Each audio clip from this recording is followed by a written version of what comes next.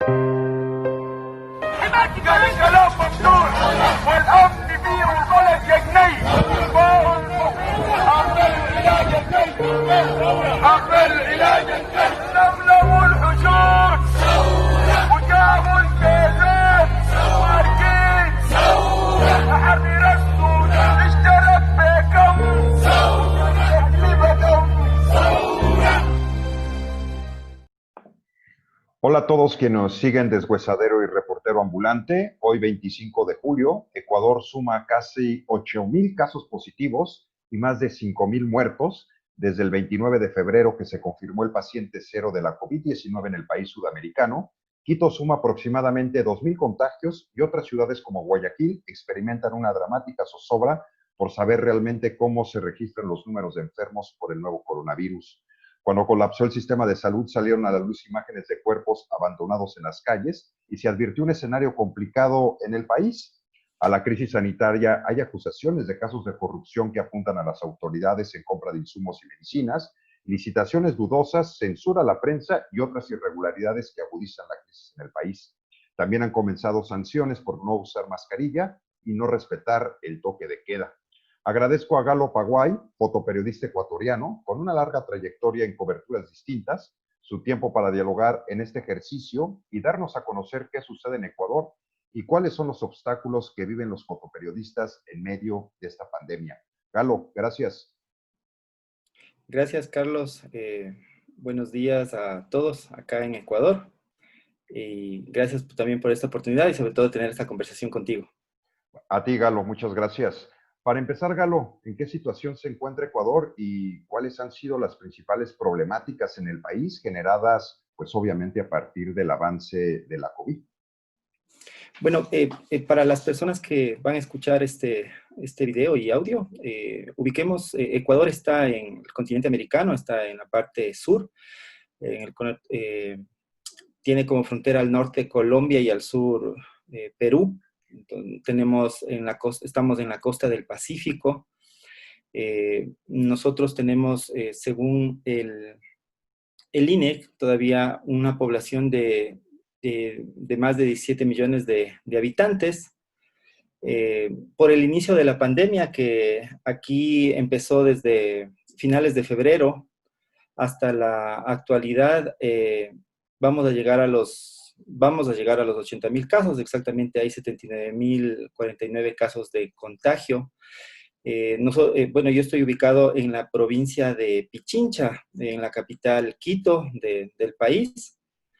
Aquí en este caso de Pichincha, nosotros tenemos un contagio registrado hasta el día de ayer de 13,449 casos confirmados. Es alto. Nosotros estamos ahorita, en este momento, estamos en una franja amarilla. Existe un toque de queda en la noche. Hay bastante irrespeto por parte de la gente en salir. Hay mucha gente que está contagiada que sale a hacer distintas actividades. Y ese es un poco el panorama que nosotros tenemos aquí en este momento. De ahí, por el tema también está suscitado el tema de, digamos, saturación del sistema hospitalario. También tenemos un contexto de corrupción por parte de funcionarios del gobierno, que así lo describen varias agencias de noticias, varios medios de comunicación. Entonces, ese es como el contexto actual como del COVID sobre esta emergencia sanitaria. Gracias, Galo. Bueno, los fotoperiodistas, a diferencia de otros colegas, no pueden darse el lujo de hacer home office, como ha sucedido pues, con varios compañeros alrededor del mundo. ¿A qué retos te has enfrentado y cómo has mantenido pues, también ese equilibrio emocional y también protegerte ante una enfermedad que genera mucha incertidumbre? Y como lo dices, pues una población que también pues, no está respetando indicaciones y también un gobierno con mucho caos para aplicar pues también las normas de sanidad. Sí, bueno, como fotoperiodista, bueno, la diferencia, bueno, obviamente el periodista y el fotógrafo tienen que estar en el sitio para contar los hechos, pero nosotros tenemos que estar ahí porque tenemos que retratarlos, o sea, tenemos que tomar esas imágenes. Entonces, cuando estamos realizando el trabajo de la zona, se informa, uno se informa antes de ir a una cobertura o del trabajo que tú estás haciendo. Entonces, esa es una preparación previa a tu trabajo. Sí es verdad que la pandemia nos cogió, creo que a todos, eh, eh, no preparados en el área mucho más crítica, que es un tema de salud, de un virus y también salud personal. Eso es como que algo bastante nuevo. Bueno, la gente que cubrió en el tema del ébola, yo leía bastante sobre lo que estaban cubriendo los periodistas y fotoperiodistas, todo lo que tenían que tomar en cuenta para su tema de protección, para realizar una cobertura. Entonces, es algo similar y sobre todo también ahora se toma en cuenta de que es la vida tuya, o sea, tú te puedes contagiar y tú puedes contagiar a tu familia, a tus seres queridos o a tus allegados a tu alrededor. Entonces, eso siempre hay que ser consciente cuando vas a realizar un trabajo de fotoperiodismo, de fotografía y de periodismo. Entonces, te preparas también psicológicamente, o sea, igual desde hace un tiempo atrás, siempre la costumbre de tratar de tener ayuda psicológica cuando me ha impactado un tema, porque eres una persona, o sea, tú tienes sentimientos, tienes frustraciones, tienes miedos. Entonces, si tú no aprendes a manejar eso, puedes caer en un síntoma de persecución, el miedo te puede ganar, te puedes bajar las defensas y eso es toda esa atmósfera da para que un virus te pueda afectar. Claro. Entonces, digamos, eso es lo que todos los días yo trato de siempre sobrellevar. Trato siempre también en el trabajo de, de hacer un tema de catarsis, de hablar, de dialogar con otras personas, a ver cómo hicieron, ir esos conocimientos, replicarlos. Eso sí, entonces así nosotros manejamos, sí es un nuevo escenario, o sea, es un nuevo escenario para trabajar porque, claro, muchos compañeros dicen que es el tema de la proximidad, que sí es verdad que nosotros tenemos que estar ahí, tenemos que consultar, tenemos que estar cerca de los hechos, pero eso tenemos que saberlo sobrellevar y es una nueva manera de trabajar, o sea, es una nueva forma de que vamos a trabajar de aquí, o sea, según los especialistas, por lo menos nos vamos a tardar 3 años, o sea, no es que esta vacuna que se está produciendo va a ser efectiva para el próximo año, o sea, se estima que va a ser un promedio de 3 años, entonces son 3 años, el escenario de nosotros va a ser hacia 3 años que nosotros tenemos que tomar todas las medidas de prevención, todas las medidas psicológicas y todas las medidas de cómo es esta manera, cómo va a ser esta forma de trabajar para nosotros como fotoperiodistas. Totalmente de acuerdo y pues muy buena reflexión porque esto va para largo y hay que prepararse en todos los aspectos para poder seguir al pie del cañón. Galo, otra cuestión, al inicio me dabas un contexto general de lo que está ocurriendo en Ecuador, pues como todos los países latinoamericanos, aunque son muy distintos en problemáticas, pues los unen que son democracias en desarrollo y con muchas problemáticas, sobre todo en economía, con gobiernos, pues digamos que frágiles, y bueno, siempre la economía tiene repercusiones cuando hay un fenómeno, pues a nivel global, como en este caso la pandemia. ¿Cómo se está viviendo la situación económica en Ecuador? Hace unas semanas tuve la oportunidad de hablar con otro colega en Bolivia y él me comentaba que era totalmente dramática pues la situación económica. ¿Qué has visto tú en tus coberturas? ¿Cómo está la gente? ¿Hay apoyos de gobierno? Porque pues si están viviendo también casos de corrupción, pues parece que pues están viviendo 2 o 3 pandemias, no solamente la sanitaria, ¿no? Sí, bueno, en el tema económico para nosotros sí bueno, nosotros estamos dolarizados, nuestra moneda es el dólar. Eh, sí, estos 2 últimos años ha sido bastante duro porque nosotros dependemos también del petróleo. Hubo un derrame en abril, una ruptura, eso complicó mucho el tema de la entrada de divisas, en cuestiones del petróleo. Entonces, tú afuera ves bastante comercio informal, hay mucha gente informal en las calles, o sea, aquí en Quito, sobre todo, hay varios puntos de concentración que son súper altos de contagio, tanto en el norte, centro y sur de la ciudad. Ves bastante comercio informal y eso es también por el tema de la falta de oportunidades de trabajo. El gobierno lo que se ha hecho es focalizar en sectores para dar ayudas económicas como bonos, también ayudas en cuestiones de canastas, pero también ahí hubo un tema de la corrupción que está por tema del país y hubo un sobreprecio de estas canastas, ¿no? Entonces, el panorama es duro también porque hubo despidos en varias empresas. Varias empresas cerraron por el tema económico. Y entonces eso va ahondando mucho la problemática de cada ciudadano. Entonces, sí es un tema complicado. O sea, eso es también tras de este tema de la pandemia, de la emergencia sanitaria. También tenemos el tema económico y eso también es lo que va a repercutir de aquí a, yo creería, hace unos 5 años. O sea, tenemos también esa problemática que también tiene que ser tratada, tiene que ser focalizada. eh, y es complicada, o sea, es complicada todo el panorama.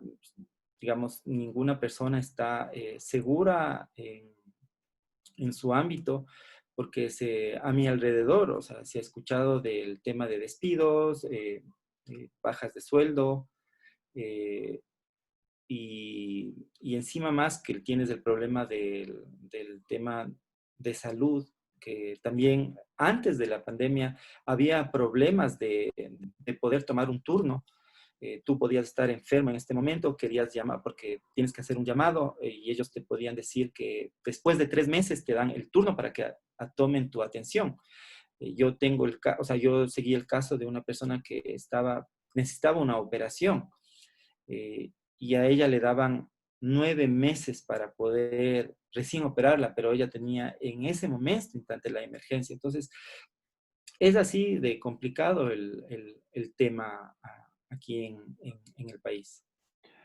Por otro lado, Galo, desde abril la Confederación de Nacionalidades Indígenas de la Amazonia ecuatoriana pidió al gobierno pues diversos esfuerzos para evitar que se llegara a dar una catástrofe, pues con lo que ya se estaba dando, que era el avance de la COVID. ¿Qué sucede en la parte pues del Amazonas con los pueblos indígenas? Si ya de por sí en la ciudad se están viviendo pues situaciones críticas, ¿qué me puedes decir al respecto? ¿Qué sabes al respecto? Bueno, el Ecuador tiene 4 regiones. Una isla insular, es la Islas Galápagos, que también es muy conocida. Tenemos la costa, la sierra y el oriente. El oriente es donde la parte que se extrae el petróleo. Existen varios bloques petroleros y nosotros tenemos también dentro de la población indígenas que viven en esta área.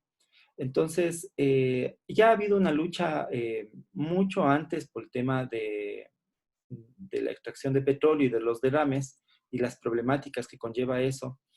Eh, y con el tema de la atención también, como te dije antes, hay un tema de salud que obviamente está replicado en tu país. O sea, el mismo problema que tú tienes en la capital, lo puedes tener en una provincia, y ahí es mucho más desatendida porque no tenemos, digamos, áreas concentradas con hospitales de primer nivel, de segundo o tercer nivel. Entonces, mucha gente del oriente tiene que venir a hacer tratamientos en la capital. Entonces, son viajes de punto a punto de 6 horas, y de ahí para que salgan de la comunidad pueden demorarse hasta 1 o 2 días caminando en uno de los casos, otros pueden salir en vía fluvial o en auto. Entonces, el panorama en ese sentido para una persona que está enferma es bastante crítica, más aún si es que vive en el oriente. Como te decía, en abril hubo un derrame por un tema del río Coca. Hubo un retroceso, fue notificado más o menos en 1985, se notificó, hubo estudios de este impacto, pero que no se tuvo en cuenta para la construcción de un proyecto hidroeléctrico que es el Coca-Cola Sinclair. Entonces, este derrame afectó a varias comunidades de la ribera del río. Obviamente es petróleo, hay una contaminación en el río, mucha gente depende del río, es su sustento de agua, de alimento. Entonces, es lo que yo he leído en reportes de periodistas locales que cubren esta zona, es la afectación en la piel de niños y personas que estaban en la ribera del río. Entonces, eso hasta ahora, digamos, por parte del gobierno, en cierto sentido, ayudó al tema de la limpieza, porque le corresponde la limpieza de los ríos, pero también hay todo este tema de la afectación de salud, la afectación de su sistema económico, de la atención en varios puntos. Entonces, sí también es complicada esa parte. Nosotros no podemos viajar porque también hay restricciones entre provincias por estado en rojo, en amarillo, y tenemos que tratarnos de informarnos por los medios locales eh, para saber cómo están los compañeros allá en el oriente. Explícame un poco cómo está, por ejemplo, en México instalaron un tipo de estrategia de semáforos para ver qué sitios o zonas son con mayores problemáticas o mayor casos de COVID, pero no hay restricciones de traslados. Puntualmente en Ecuador, ¿cuáles son esas restricciones? También si es obligatorio el uso de la mascarilla o no. Me hablabas de un toque de queda. Darnos ese panorama para entender, porque bueno, la situación es muy distinta en Ecuador.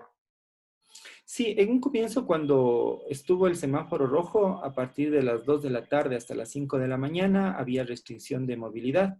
Okay. En un comienzo sí se respetó eso. Para tú movilizarte tenía todo lo que es sistema de primera necesidad, medios de comunicación. Nosotros tenemos la apertura de poder movilizarnos a cualquier hora con un salvoconducto en un comienzo, después solamente con presentando tus credenciales, pero para la población civil tenías que quedarte en casa. En el tema del semáforo amarillo, a partir de las 9 de la noche hasta las 5 de la mañana, también quedaba la restricción de movilidad. Todo el tema de trabajo presencial se redujo totalmente, de un 70, 50, 30%, va dependiendo de los semáforos. Como ahora ven el aumento, o sea, para pasar a verde, para una libre movilidad en cierto sentido, pero también con restricciones en cuestiones de provincia a provincia. O sea, una provincia de amarilla no puede irse a rojo, es que tienen que moverse entre sí. Pero okay, claro, o sea, para poder hacer esa circulación, necesitas tener, si yo quiero llevar a una del sur, a Cuenca, necesito que todas estén en amarillo para poder pasar. Si una está en rojo, no puedo. Claro. Entonces, este es la restricción que lo hizo el gobierno para que no haya el contagio entre provincia a provincia. Entonces, por eso son estas medidas que no se respetan. Mucha gente añora salir. Claro. Entonces, claro, también hay casos, ¿no? O sea, que se ve, ¿no? Claro, una gente que vive en la extrema pobreza tiene que salir para trabajar, para realizar sus actividades, porque como no tienen un trabajo formal, es bastante informal y dependen de eso. Entonces, hay varios casos en los cuales la gente tiene que salir, pero El uso de la mascarilla también no es el correcto, lo utilizan debajo de la nariz, se mantiene con sanciones, la gente tiene que portar su documento de identidad para ser sancionado. O sea, digamos en el caso de que si tú no lo utilizas, la autoridad viene, se te acerca y tiene que sancionarte, no portan tampoco la cédula de identidad. Entonces, sí, también es un problema de comportamiento de cada uno, porque tiene que ser consciente de que, ya digo, esto depende mucho de la vida de uno, o sea, ya no depende de que si te ponen tantas restricciones, sino que tú tienes que ser consciente de que tienes que cubrir algo a cabalidad, porque depende de ti y tú vas a contagiar a tus allegados. Entonces, también es cierto, ¿no? Que hay militares también reforzando el toque de queda, o solamente es la policía. No, existen todas las fuerzas trabajando en su zona. Los militares salen como una medida más de presión, Ok. porque llegas a un punto y vas a encontrarte con 500 personas, solamente van pocos policías. Entonces ya de los militares, ellos, digamos, ejercen un poco más de autoridad, o sea, para que puedas, digamos, dispersarte, hacer uso de la mascarilla, eh, eso. ¿Qué otros problemas y obstáculos se está enfrentando la población, Galo?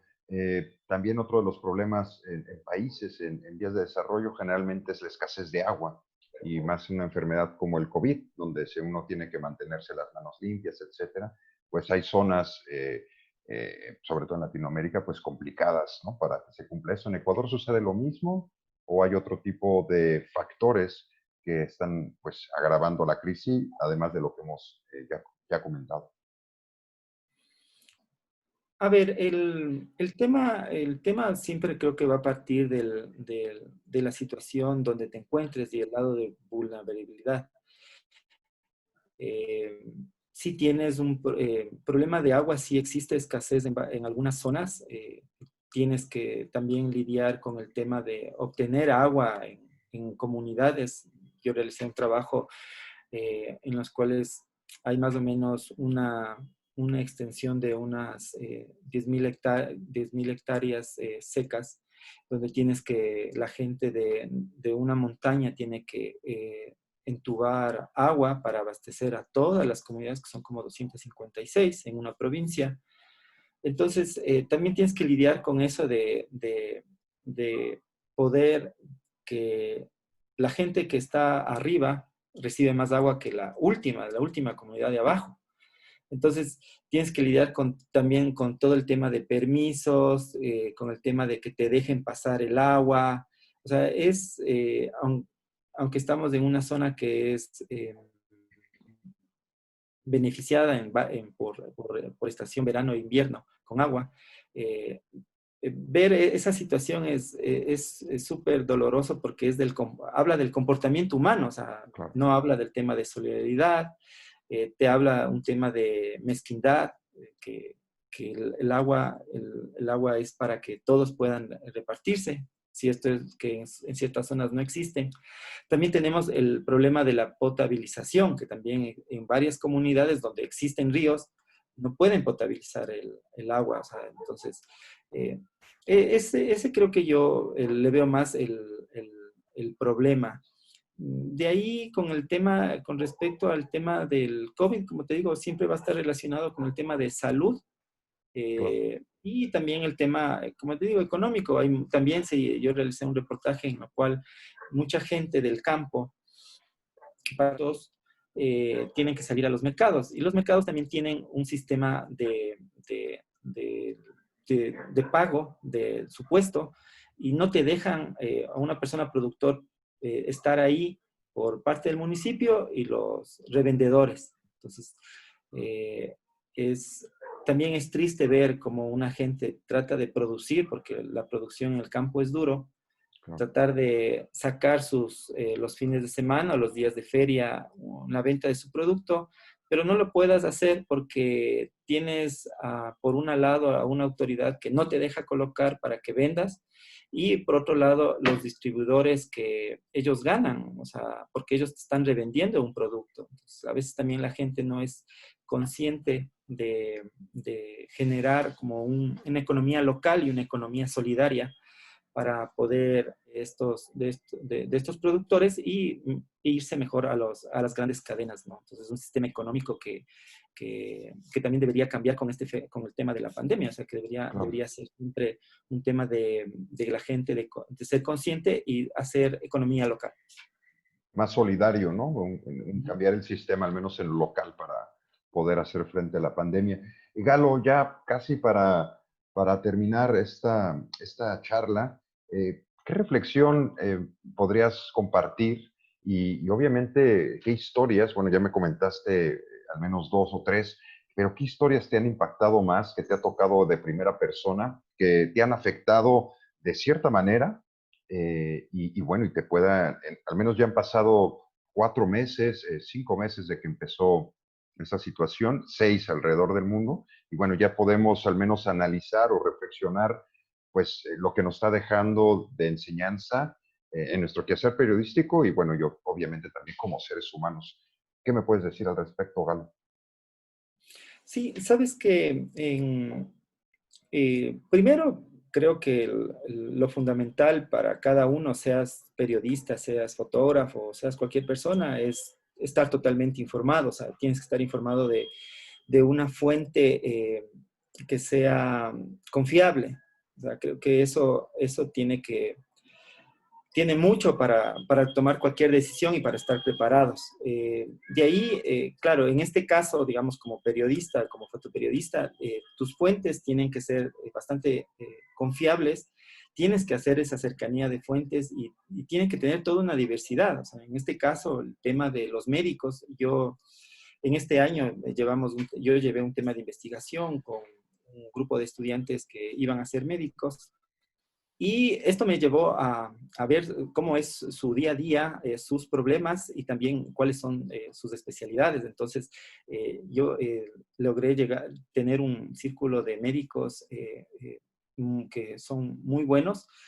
A ellos yo les consulto cualquier cosa con respecto a ciertas dudas que tengo y ya, con eso yo tomo mis decisiones. Entonces, creo que eso también es parte de nuestro ejercicio periodístico de ver qué fuentes nosotros vamos a estar informados. Por otro lado, el tema del trabajo, o sea, tenemos que ser conscientes de que esto nos lleva a trabajar, a repensar nuestra profesión. Entonces tenemos que estar preparados tanto, bueno, por un lado tecnológicamente, que es algo técnico, pero sí por el tema de realizar un poco más de investigación de los temas, de las cosas con las personas especializadas para tomar decisiones.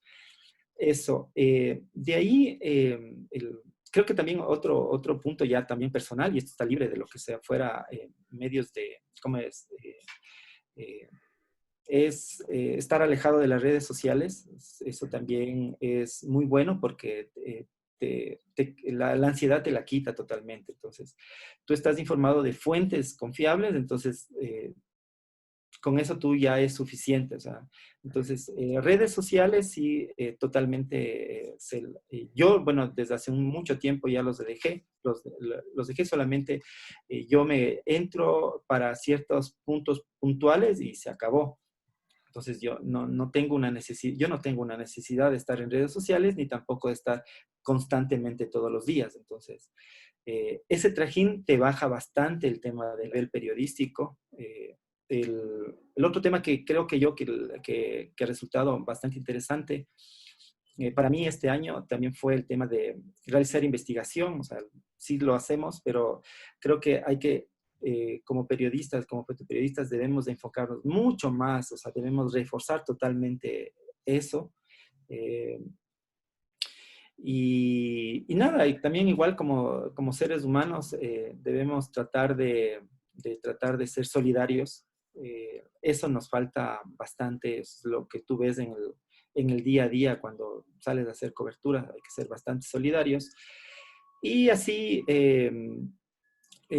se va ahondando, o sea, todos los días se va aprendiendo algo nuevo. O sea, no es que uno, digamos, dice, ya con esto ya estoy. O sea, psicológicamente también creo que todo mundo debería acudir a un psicólogo por cualquier pregunta, porque eso también, tu tema de ansiedad, de preguntas, de ciertos temores que puedes tener, te los puede aclarar. Entonces, funciona muy bien. Entonces, son cosas que yo lo estoy haciendo.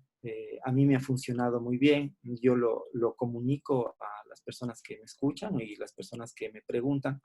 Es lo más normal. O sea, antes, sí, yo hace unos 5 o 6 años atrás, decir ir al psicólogo, o sea, no estás mal, o sea, no funciona, pero realmente no es así. Por la mucha carga de trabajo que tienes, por las muchas emociones que pasan por tu mente, por tus ojos, entonces eso te ayuda a sobrecargar las cosas. Y sobre todo, o sea, también compartir y crear cierta comunidad, o sea, eso también funciona. A veces ser los lobos solitarios de las coberturas ya no funcionan. En este momento tiene que haber una fuerte comunidad y tiene que ser bastante el apoyo para todo. Porque ahora también ya no puedes viajar, ya, o sea, digamos, ya no puedes hacer el reportaje en la provincia que tú quieres o en el país que tú quieres. Tienes que tener toda una serie de contactos en las zonas para que ellos puedan ayudarte a hacer los trabajos. Exactamente, cambian los procesos también para realizar ya las coberturas, ¿no, Galo? Y lo que comentas de la salud mental, eso va a ser que se tiene que ver en todo el mundo y no se ha atendido muy bien y tampoco por parte de los periodistas, porque va a tener consecuencias de diferentes niveles, pero la salud mental de la gente, de nosotros, pues va a tener pues consecuencias seguramente y más que parece esta pandemia pues interminable. Pues Galo, te agradezco mucho que nos hayas dado este balance sobre qué está ocurriendo en Ecuador y sobre todo tus reflexiones, que yo creo que se me hacen muy valiosas, pues estos consejos que se los das a, pues no solamente a los periodistas, sino a todas las personas que pueden tomarlos en cuenta y adaptarlos en su vida para, sobre todo, trabajar pues el aspecto psicológico. Pues Galo, un abrazo, te agradezco mucho tu tiempo. Te agradezco a ti también el tiempo y agradezco también a las personas que me escuchan. Un abrazo, Galo, hasta luego. Gracias, hasta luego.